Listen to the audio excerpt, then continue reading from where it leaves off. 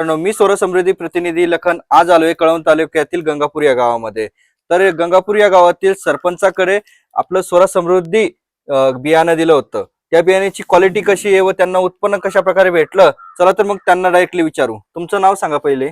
रवींद्र सकाराम बैरम। तर तुम्हाला सोरा समृद्धी जयपूर पिंक या कांद्याची क्वालिटी कशी वाटली?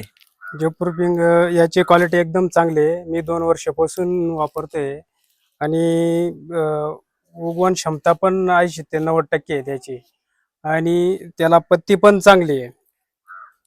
आणि मार्केटमध्ये कसा भाव जातो तुम्हाला? मार्केटमध्ये पण व्यवस्थित भाव जातोय। हा, म्हणजे एकंदरीत शेतकरी खुश आहे या कांद्या बियाण्याने। कांदा सोरा समृद्धीचा आहे, चाळीमध्ये पाहून घ्या कसं काय ते।